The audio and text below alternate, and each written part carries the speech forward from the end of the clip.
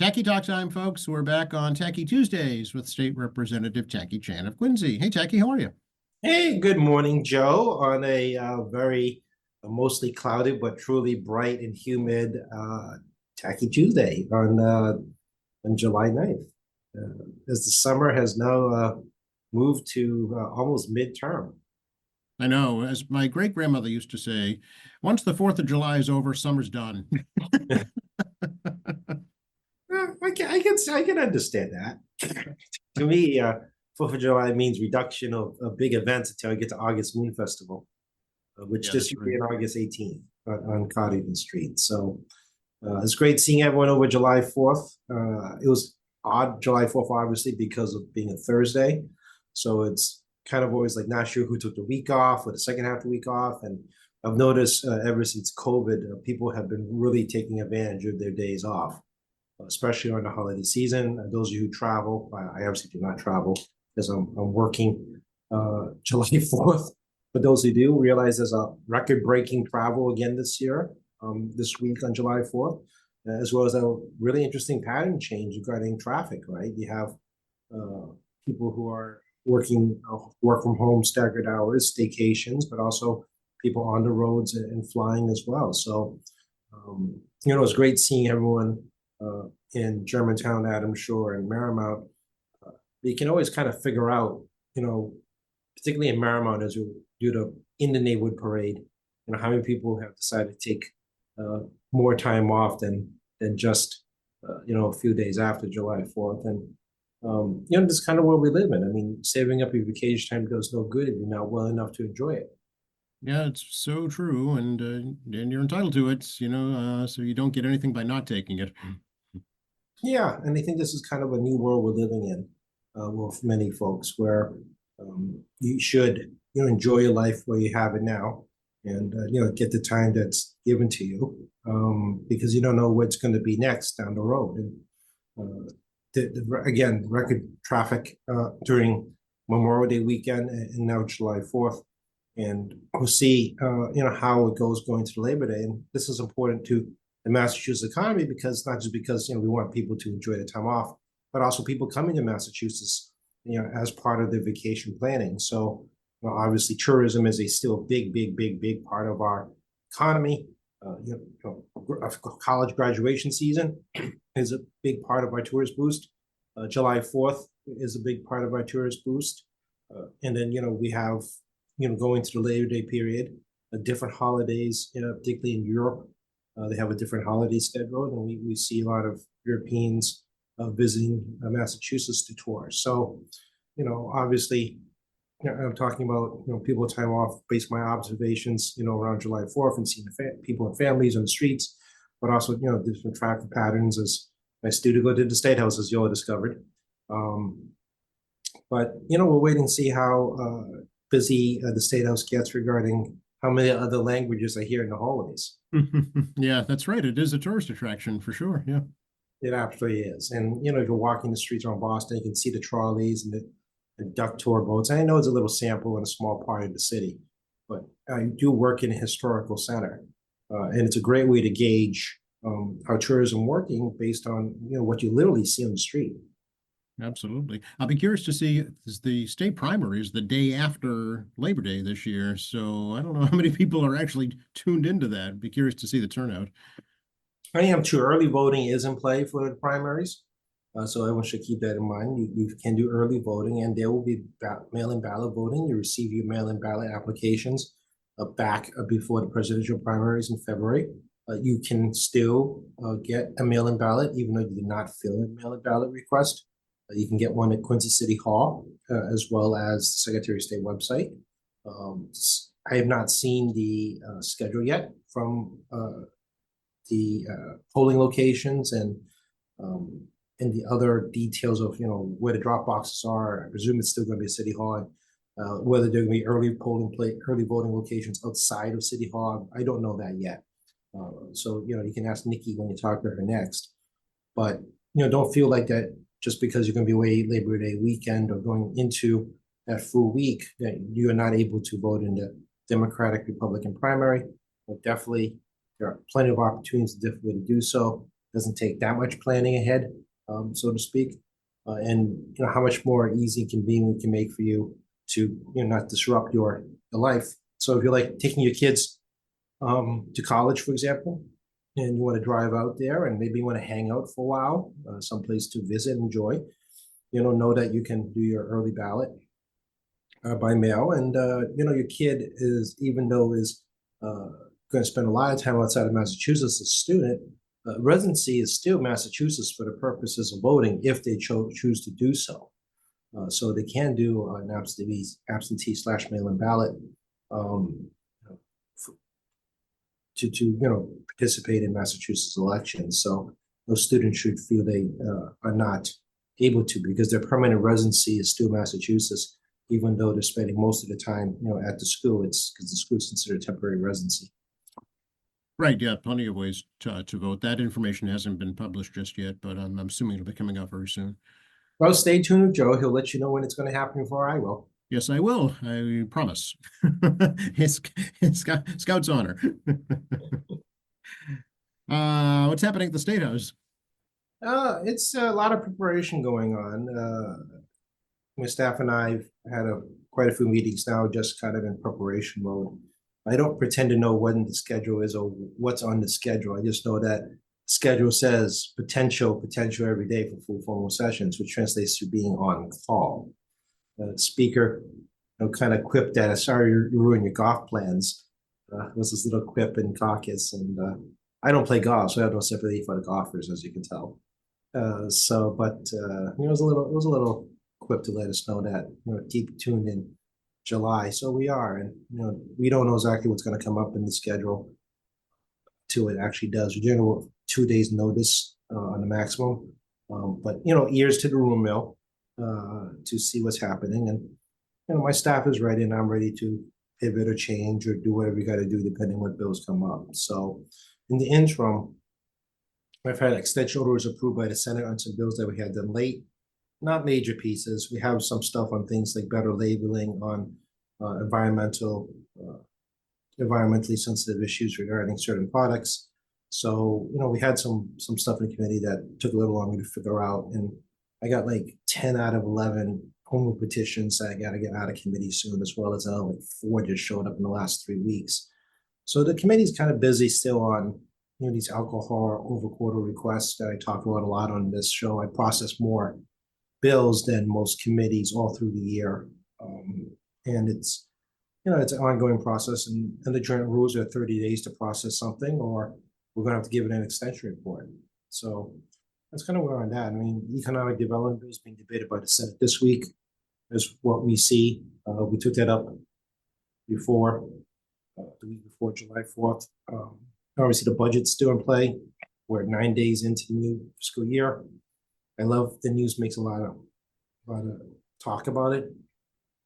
But the reality is, as I like to say, if we're in a budget crisis, we have to be on time. If we're healthy, being on time is not essential, because we're just using last fiscal year's budget numbers and just carrying them over, and then we'll do the reconcile. And oddly enough, you may save a little bit of money using one total budget from the prior year, and then subject minus certain things like the one-time expenditures and things like that. So as you can tell, I'm not in a panic. I've been looking enough budgets over the years to know when we got a problem. And generally when we don't have any money, or coming in, under budget from the prior years, definitely we have to get in well ahead on time. The concern, of course, is getting close to the end is the governor controls, right? If the governor's tend to sign the bill, and she can veto, pocket veto, line veto.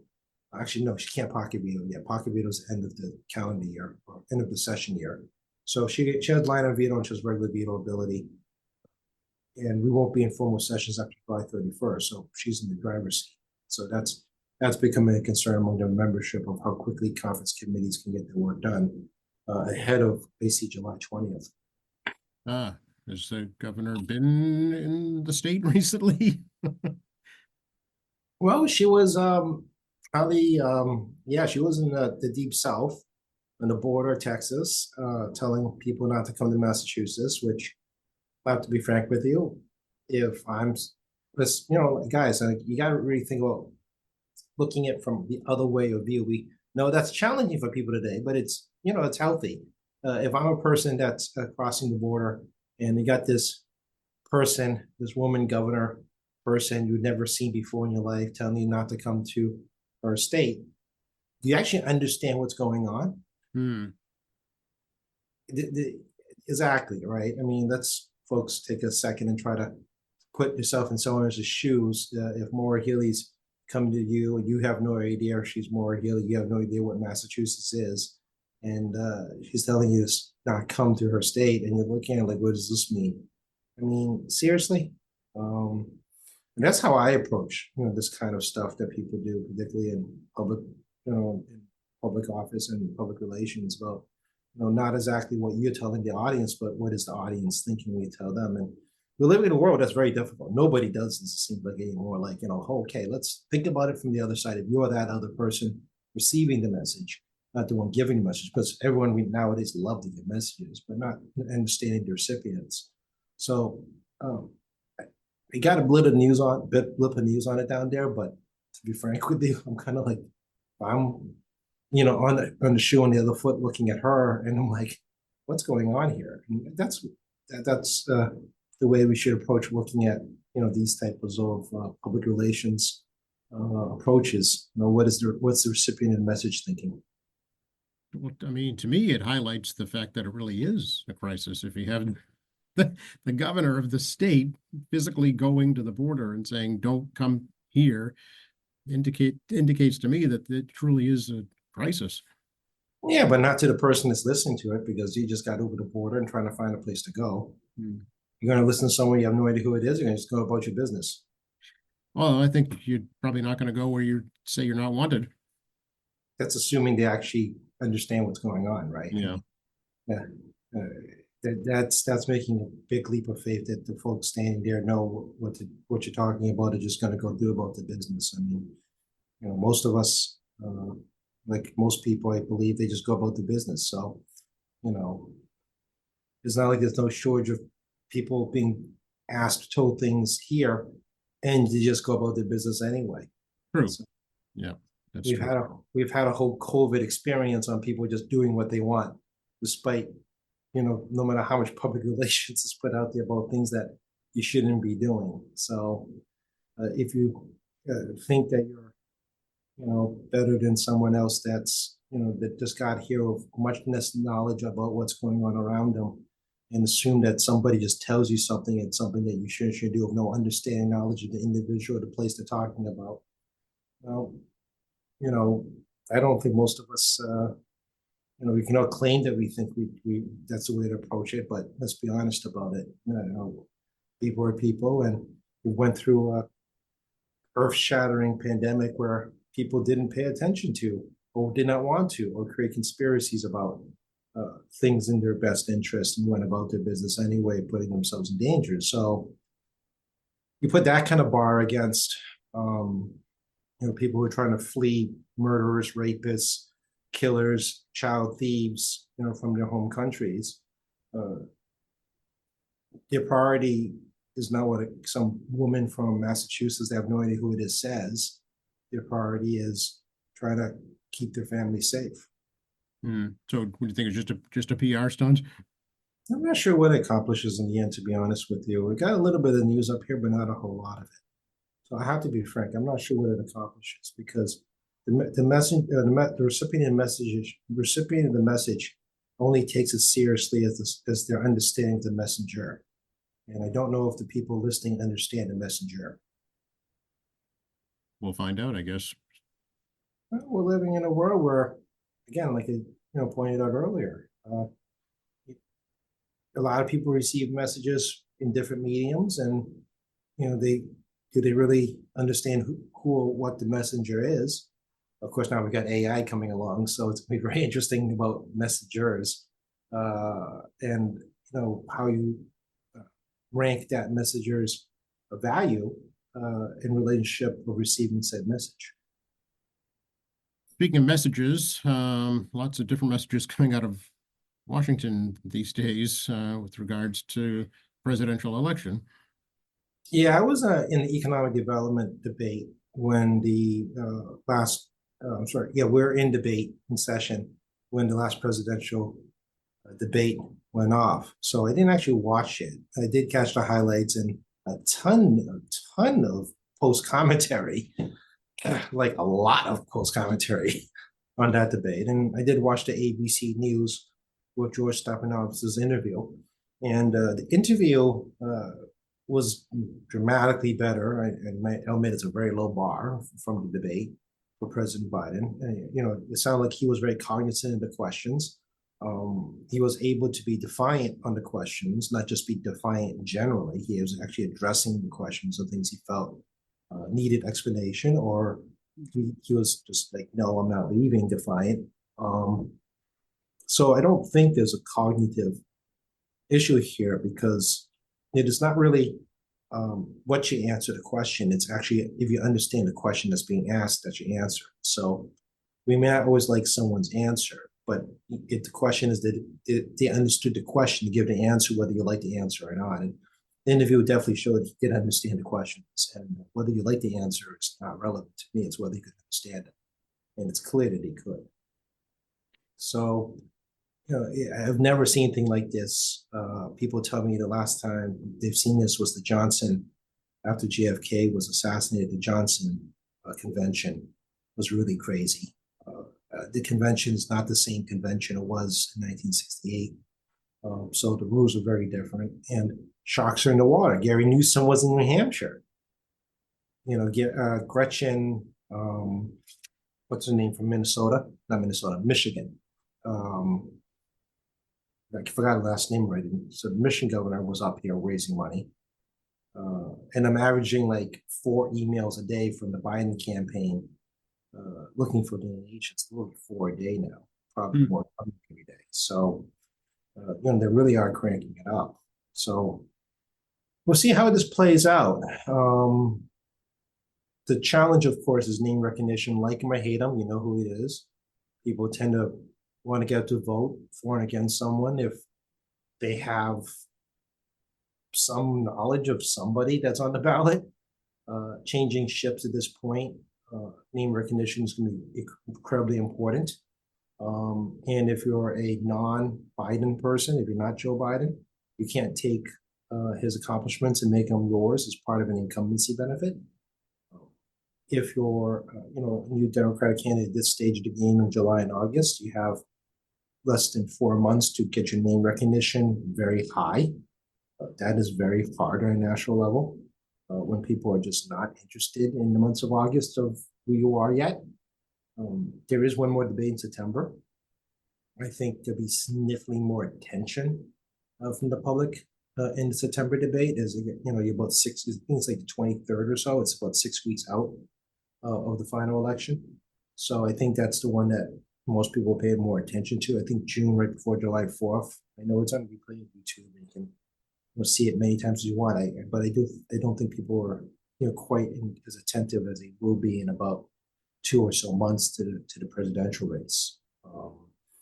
We'll see how it goes. But also the news was very clear to note that anybody asking Biden to go tends to be in a state where they're highly contested elections to begin with, or somebody that isn't exactly in favor of the president or the majority party right now.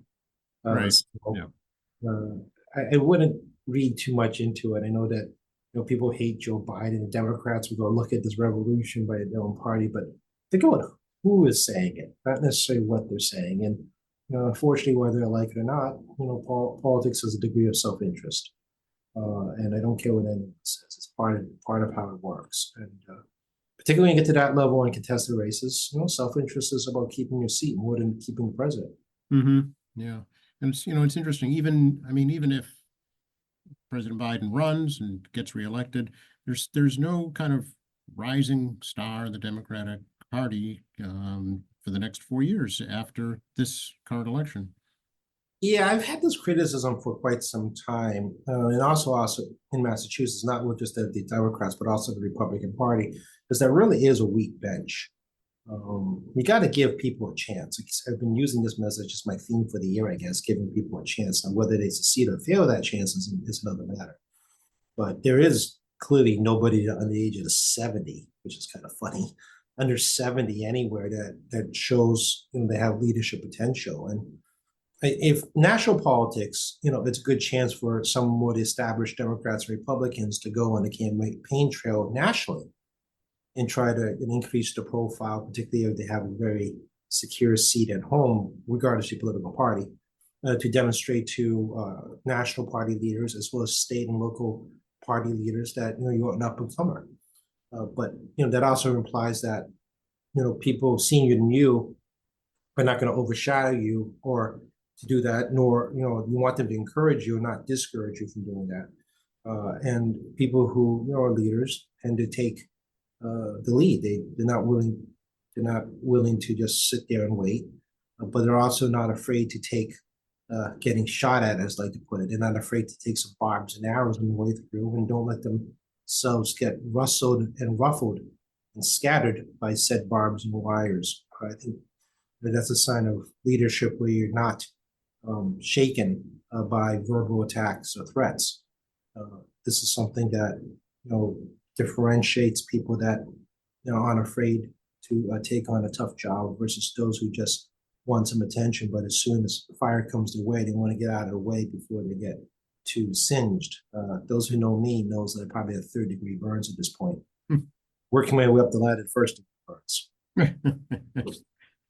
Well, if with that argument, then President Biden, definitely fits that mold. He is actually doing that. You're absolutely correct. His interviews and his statements is a little bit of somewhat of a throwback period, right? I mean, he's a politician that came out of the 70s and 80s, where there was a lot of cordiality among elected officials, a lot more respect by the public, even though the public was always very critical. But the public, was much less vicious over every little detail. And even they didn't agree with you, they're at least respectful despite that. And he also came out of a tough time. It was the Vietnam period, OPEC, hyperinflation, hyper interest rates, stock market that wasn't moving. There was a lot of things going on. Cold War was still very, very hot for a Cold War. So Biden came out of an era of politics where he's right. He was not expected to be a city councilor. He wasn't expected to be a U.S. senator.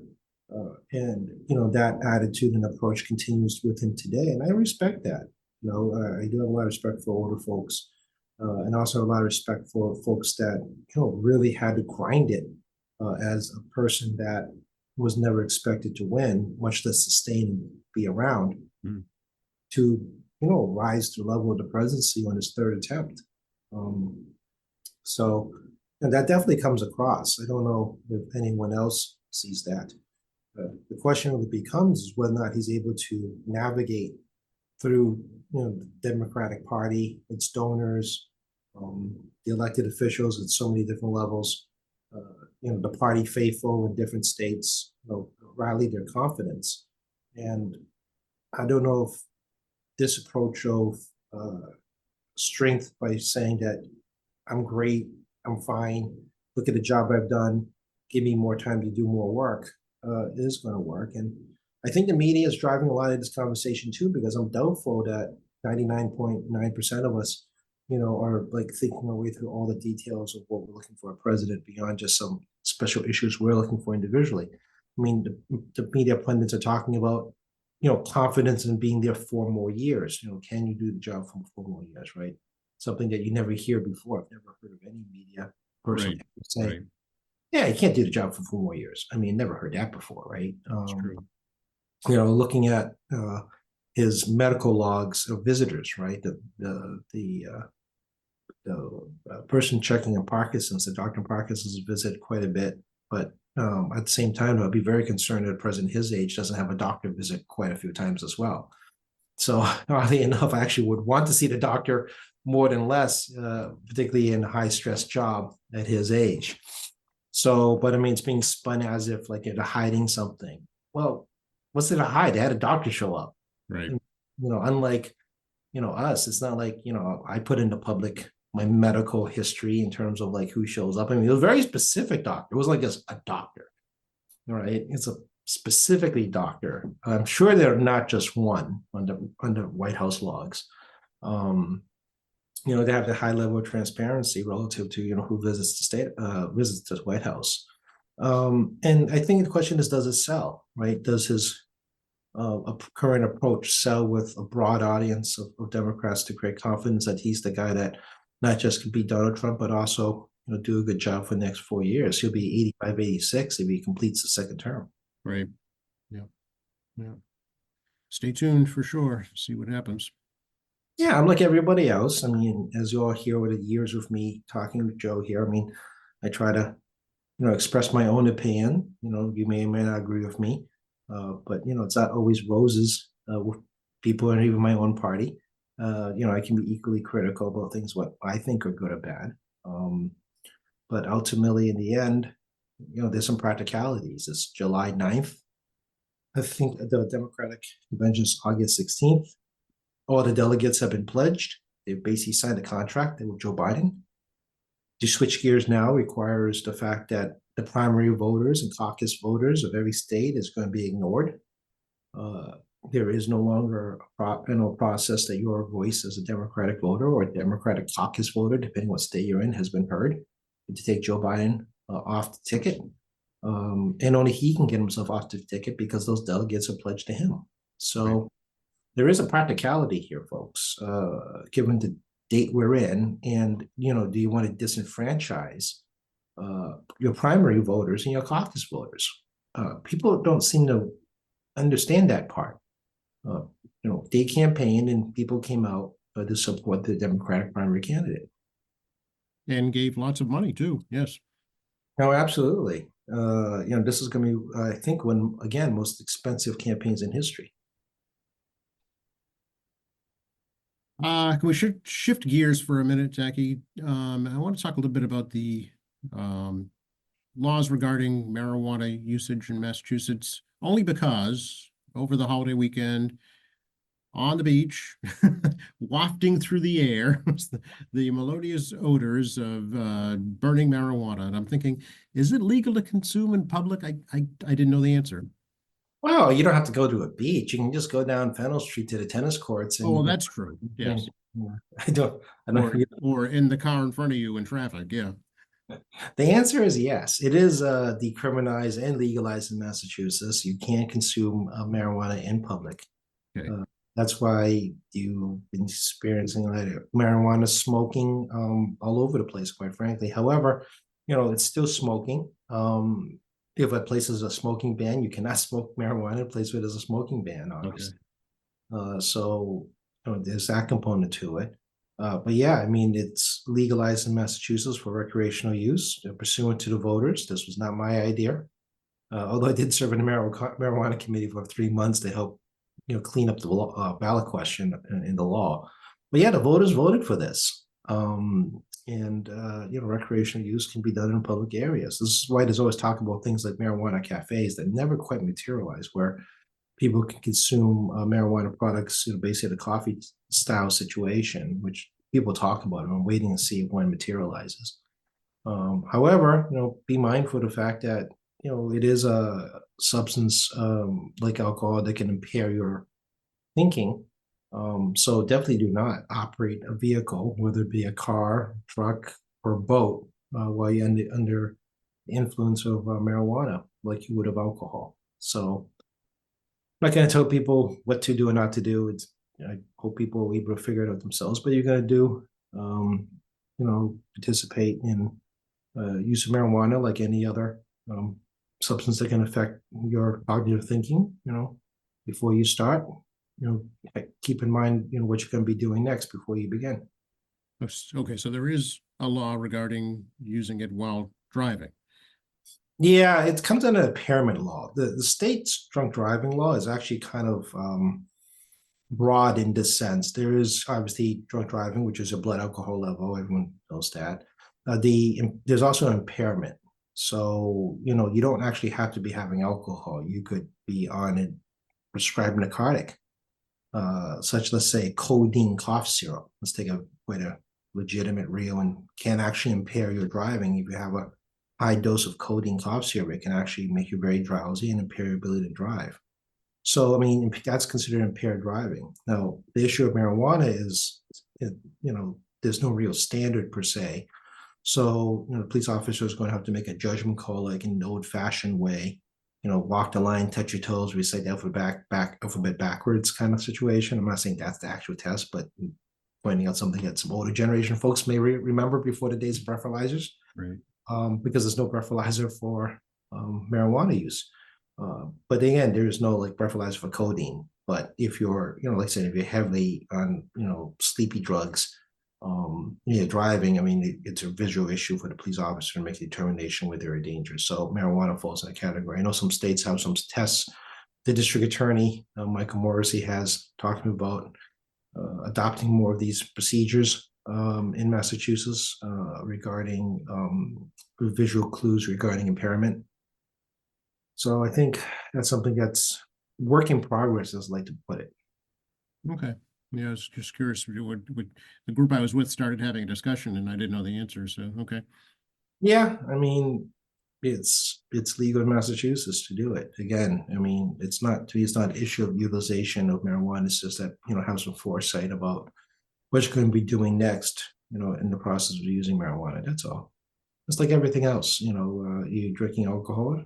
Obviously, don't drink and drive, but also be mindful of where you are, where you're going to be in that process. So, it's again, it can impair cognitive abilities. Speaking of ballot questions, have they all been determined now for this year? Yeah, the SJC has allowed all the ballot questions forward. So you have 4 ballot questions for you to sort out as the public in November's ballot. We've already talked about them multiple times up here.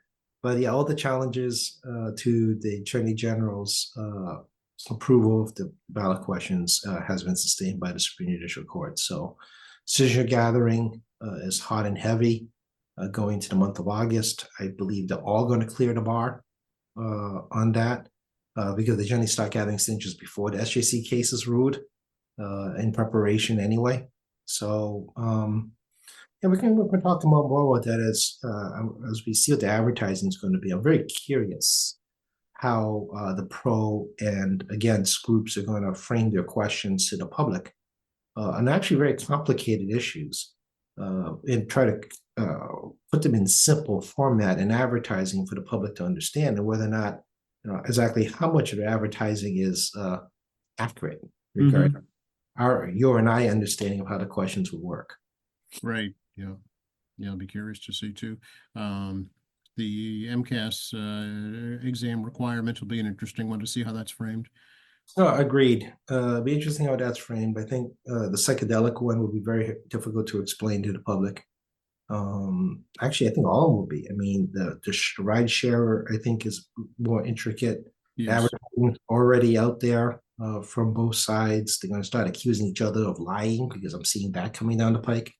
And the minimum wage setting for wait staff, service work, will be interesting to see how that question is framed as well. Again, it sounds simple, but if you actually walk through the actual details of it, and in a real life situation, it gets it's a little more involved than I think people realize. Yeah. Did the audit question, auditing the state legislature, is that not going through? Oh no, that's going through. That wasn't challenged at the SJC. Oh, okay. That's also out there. So is that 5? Yeah. Yeah, so they're all going on the ballot. I keep thinking 4 for some reason in my mind. I don't understand why, but my brain keeps thinking 4. So interesting. Yeah. Okay. So to me, I mean, be more interest maybe in those than in the races. Oh man, perhaps we're gonna have so much email, text messages, YouTube, social media, television, radio. I mean, we're gonna get bombarded by so much advertising this basically Halloween on, and it could be drowning in advertising. So we'll see how much of it people can filter through to make decisions on what they think is best. Right. Exactly. Yeah. We haven't talked international politics in a while, Tacky, but there's been elections in Europe. Yeah, those who follow European elections, the European parliamentary elections for the European Union occurred in June. It's all coalition driven. As you may aware, political parties are a bit of a cannot be put in like silos. They're very like bits and pieces of many different philosophies, social, economic, and philosophical. So they're not easily put into like, everybody's in one camp or another camp. It really is this real divergent group. And, you can simplify it by saying, the right wing conservatives or left wing liberals, but it's not that simple either. So, the so called right of center coalition won the European Union elections, and there's a presumption that it was going to be a wave moving through Europe. So the United Kingdom had a snap election July 4th, which I thought was kind of interesting. And the last time I saw this election was in 2019 in December when I was in Hong Kong, my last trip to Hong Kong, and I was watching how they were saying the Tory party, would take over Parliament for decades to come, and Labour is dead. Three prime ministers in a pandemic later. Was it four prime ministers? Sunak, Johnson, May, and was the one Liz Truss, who couldn't survive the head of lettuce. Right. The head of lettuce outlasted her in terms of her time as prime minister. Yeah. Four prime ministers later, the opposite happened. I remember very clearly in 19 saying, the Tories have won, the Labour is dead, SNP, the Scottish Party is dead, the Liberal Democrats, the Green Parties, they're all dead. It's all conservatives all the way. And Brexit later and four prime ministers, Labour has the biggest margin since was it David Cameron? It's been not David Cameron. Was it David Cameron? That sounds right. Yeah, I'm trying to remember. I'm getting my names confused again, but Yeah. regardless, I mean, they have the second biggest majority and basically have taken a majority in parliament. They don't need to form a coalition government. They flipped a whole ton of seats all through England and the UK. England's only part of the UK. Right. But there's also the fact there was also disappointments. They thought that the so-called Reform Party would do better. It did not do better. They thought it'd have a larger, relatively, they have very small seats. I mean, like 13, but they expected they only got to like 4. Yeah, but the Scottish Party had a huge drop off, including their own seats in Scotland, and Liberal Democrats, have become a bigger force, but not minority party. So you want to flip around. I mean, your party lost the majority. Had a majority and lost a majority, and then you're so far behind that you can't even form a coalition of smaller parties to oppose the majority. So we'll see where it goes now. 14 years of Tory rule has come to an end in England, and Labour's back, but it's a different Labour Party. It's not the Labour Party of 14 years ago. It's a Labour Party that's much more moderate. Right. They're much more cautionary than so. And I think Jeremy Corbyn, the prior leader, actually lost his party status. He had to run as an independent. Yeah, interesting. Non-party affiliated independent. Jeremy Corbyn, the former party leader of Labour, actually had to win a seat as a non-party. So, they've been moving away from Jeremy Corbyn's really kind of, really radical. I think it's radical in my mind, but, really radical approach to politics and to much more subdued and discussionary conservative approach in terms of how they engage the public. So we'll see how it plays out. It'll be interesting. Their election for 5 years, unless they call a snap election by the prime minister or the House of Commons decides they have a majority vote to do so. So we shall see. The other one you may have seen some news of is the French election. Macron, the president there, called a snap election too to dissolve parliament in these short elections. Now, we're used to having elections going on for like 9 months. It's maybe a year and a half of presidency. Over there, you got to get an election done in 6 weeks or less. I know, it's pretty incredible. Yeah. Pretty incredible. Yeah. I mean, you're doing a snap election, and your candidates have to be better vetted by the party. It isn't just some brand old person showing up. I mean, the party has a lot to say who gets to run because you only got like 6 weeks. Right. Pick the wrong person, it could be disastrous for not just one seat, but it could just be a ripple effect through the whole area.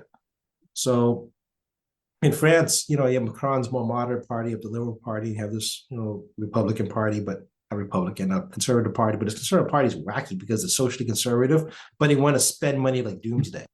I mean, I know. they want to give more pension money. They want to give more vacation time. They want to, increase healthcare benefits. They just want to spend tax dollars like no one's business. Again, political parties in Europe aren't like the United States. They're No. not easily camped.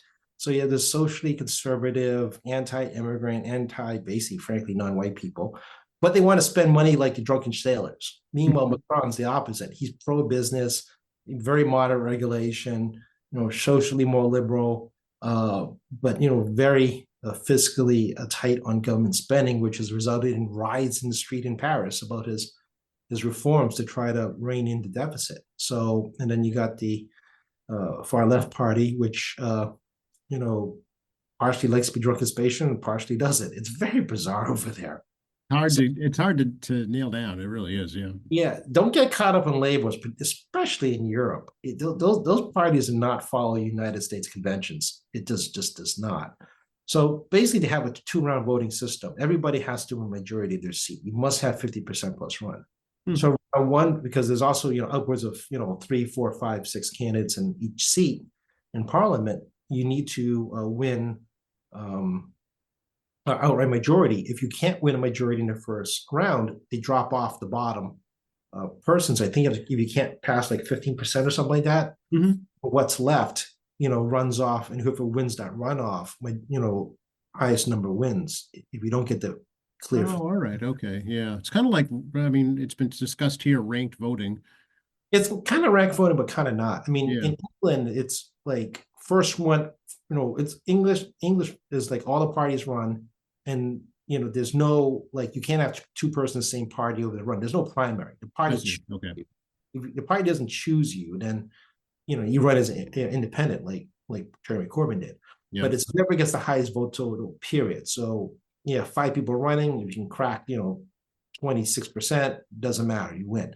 In England, in France, in that first round, if you don't crack 50%, I think anybody over 15% and above gets to the second round. Okay. So that's why they said the first round of voting went to Le Pen's party, the Conservative Party, because they had won the most in polarities, but did not win out majorities in those seats, if I remember this correctly. Well, so, I mean, you, as a voter, you really have to be engaged and in tune to what's going on. Oh, yes, they had over 66% participation. Wow. In that election. Yeah, because the second round of voting comes up very quick. I mean, it comes in 7 days. So as a voter, you have to be aware what the status is of your local candidate running for parliament, and then whether or not they got to 50% or not. If not, you're going back again, which the political parties have to make very quick moves, whether to say, let's say, drop your candidate withdraws because it's so weak that you don't want one of the other parties to win. Right. It's called I think it's called republicanism over there. Believe it or not, it's tactical voting. So small political parties will make a decision of which larger political party they prefer, and rather than split the vote, they'll withdraw candidates, and then try to encourage their party people to support their platform to go with the other political parties that are more in tune with their platform. Yeah, for the good of the party, right? For the good of the bigger picture. Yeah. Well, Le Pen's Conservative Party caused such a freak out because they're so extreme in so many different levels. Not just the fact they spend like drunken sailors, but the social policies are really backwards. I'll just make that very nice. That, basically the entire public freaked out. The minor parties all freaked out. And the moderates and the left sides and everyone in that zone, shifted. And that's given a voter turnout and the massive shift in the parties clearing paths for either the liberals or the moderates to make a path through against the conservative end of it, is shown by the voter turnout. The voters decided that, hey, my party that I affiliate with that I like is going to get out of the way. And they're telling us that this is your 2 choices left or 3 choices left. And I think I'll go with the choice that's closest to my alignment. They may not be 100% with me, but they're closer to the other one. Right, yeah. And that's what happened. The public is not, in France in the end, is not the Le Pen's folks didn't read the public correctly, read the public completely wrong. And Yeah. what started out as a perhaps majority in parliament, they came in third place. And in terms of the second round runoffs, it's the highest number of second round runoffs they've ever seen in Europe. I'm sorry, in France. It was like 300 seats plus. We're in this runoff situation. We had at least 3 candidates. I think they had like 6 or 7. There were like 4 Well, that made the cut. Now, Macron's got a problem because his political party came in second. So he's lost his majority in parliament. No single of the 3, there are 3 parties that are sufficiently large enough to form a coalition government, and they all don't get along. So they have what's called a hung parliament, where they cannot form a majority coalition and then appoint a prime minister. So it's going to be interesting to see how long they can go. And Macron is on term limits. He can't run again after 2027. So you think politics are wacky and crazy in the United States. You may not have a functioning legislative body in France, which is like a major economy, major military power, major part of global and European politics. yes. Interesting. With Yeah. a functioning legislature for quite some time as they're hung. The British is actually pretty interesting too. Sunak is no longer the leader of the Conservative Party.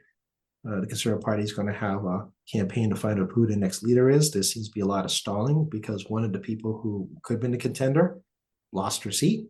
The other one looks like it's going to be taken to court regarding some irregularities regarding how the voting process, especially the ballots, were being played out. So there's very unclear leadership over there too. So yeah, in England again, it's other important country in a global stage, and as well as in Europe. So it'll be interesting how that plays out because they thought the EU elections was a precursor to local country elections, and that does not appear to be the case. Yeah, makes us look boring. Well, yes, they're very different how to do this, but also something to be said about snap elections. But also the party has a lot to say over there because, like I said earlier, there is no such thing as a primary. The party has to pick the candidate. And if you want to run not as a party person, then you have to, run, as another party member or a non-party affiliated. Right, And, just do it yourself, basically. Yeah. Yeah, remember to be a political party participant in many countries is not just putting your registration down as a voter. You are an active participant. You pay dues, go to meetings, you vote on the quote unquote manifesto. You vote on a platform. You buy into this. You just don't put your name down in voter registration. You're a Democrat. You pay money to participate. Right. It's a commitment. Yeah. It's a commitment.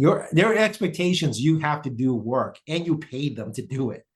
Right. So it's different, right? You're actually most countries' political parties, people look at the numbers. Oh, there's only 4 or 5 or 1,000, 10,000 membership. And I'm like, yeah, but those people actually hey. That's their job. Then that's their profession. Yeah. Yeah, they pay to join, and you can get thrown out. Yeah, right. Yeah. So it isn't like here where people can change political parties like they change your shirts particularly if you're not elected. Right. You can say you're this, you're that, but over there, when you say you're a member of a political party, it is like a real commitment. So, again, it's different, folks. There's nothing wrong with it. It's just I think people tend to look through things through the way which of course is how we do things here. That's natural, but it's also not the right way to go about looking at how things work elsewhere. Right. Interesting. Well, they've been doing it a lot longer than we have, that's for sure.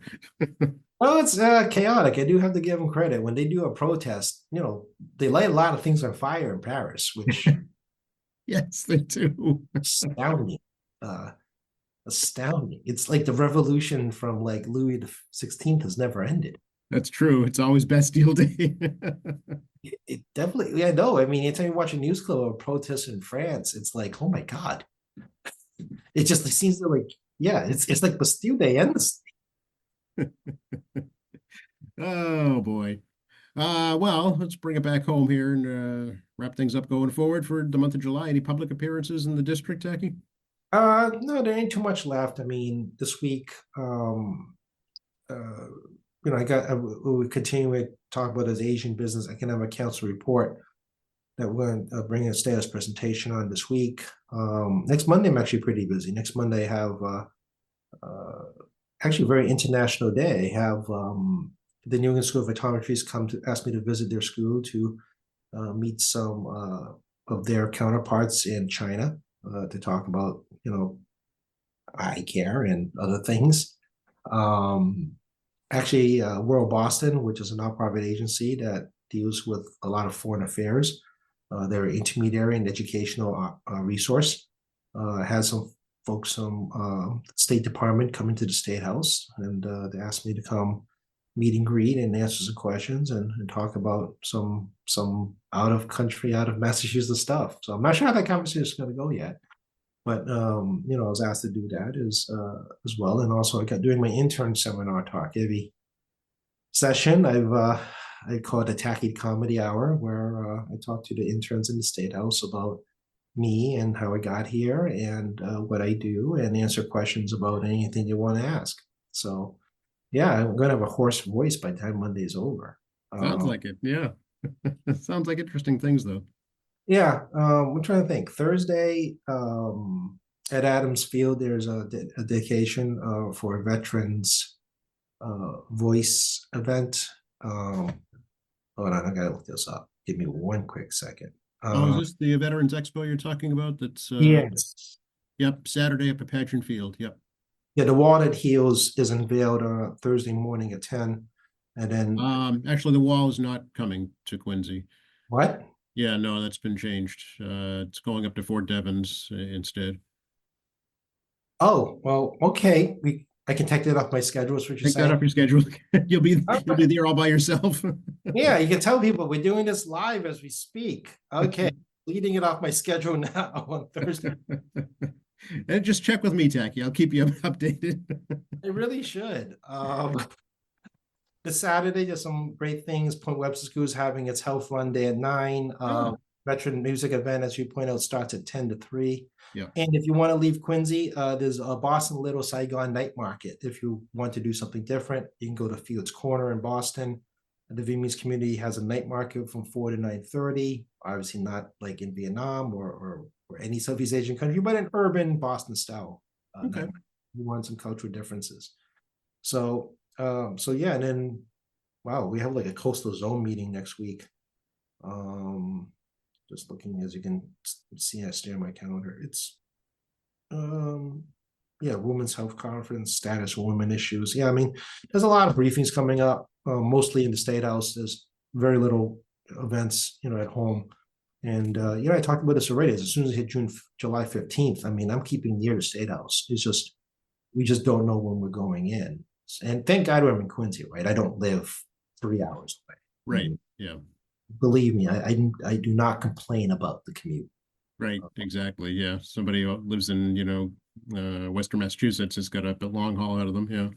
Oh yeah, I mean it's the state's bigger than people realize, and some of these communities do not have that direct access to a major roadway.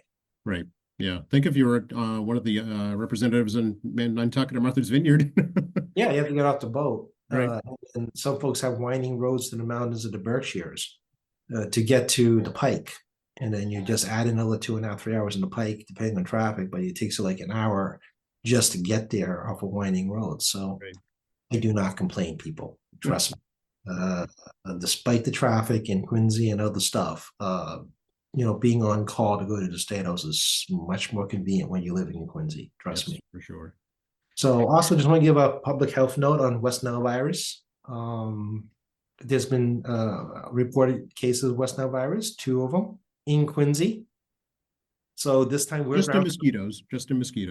Yeah, Yep. they're pesky mosquitoes. So definitely wear your repellent, cover up, especially it gets close to dusk. You got still water, get rid of it. Mosquito eggs will be, will lay there. It's been very wet. A lot of still water, hangs around your place. Pour it out. Mosquitoes can form. I think it takes up to 5 days to 2 weeks. I think after exhalate, something in that zone. But be very aware of that. West Nile virus is actually, believe it or not, Massachusetts has the highest death rate of West Nile virus in the country. Really? Yeah, we're talking like average of 3 people. So we're not talking like, an epidemic of any kind, but yeah, we actually have the highest death rate from West Nile virus. Hmm. It's again, the numbers aren't big, but it can hurt a healthy person too. You don't have Yes. to be old or immune compromised. It can cause severe health issues for a healthy person. So, again, remove still water. If you can, wear more covered clothing. Definitely wear your bug spray as well as your suntan lotion. The sun is brutal. And just be more conscientious at night. And Quincy is a marsh city, as you all know. I live across from Marsh, so. But yeah, just to let you all know that the public health warnings out there, and State Department of Public Health, as well as all public health agencies at the local level, are keeping an eye on this. Yep, it's that time of year, absolutely. And Triple E was detected down in Carver too, so just protect yourself. Yep. Yeah, some common sense. I'm not here to scare people not to enjoy outdoors, but there are things you can do to do simple things, just like I said, getting rid of still water around your home. Little things like that goes a long way. Yep, definitely. Yeah. Contact time, Techie. 617-722-2370. 617-722-2370 is the office phone. Tackey.chan@emmyhouse.gov, tackey.chan@emmyhouse.gov is the email. We're in room 42 of the State House. Like to come for a State House tour, we always encourage people to visit. My office is staffed in room 42. We have Facebook at State Representative Tackey Chan. There's hopefully some July 4th pictures up there. And then we have at Tackey Chan at X, as well as tackeychan.org as our reference page, as well as MAlegislature.gov. Definitely visit MAlegislature.gov. I strongly encourage it to see what's going on. You can look up bills and bill histories there about me. And of course, me and Joe on a near weekly basis on Keyway TV, and check in with Joe in the morning on his morning broadcast. And if there's any questions or interests, definitely email Joe, and Joe can filter out the email to see what topics we can talk about down the road. Yep, happy to hear from folks. Haven't yet, but always open to it for sure. I strongly encourage it. If Joe clearly is now managing my schedule, as you just heard. So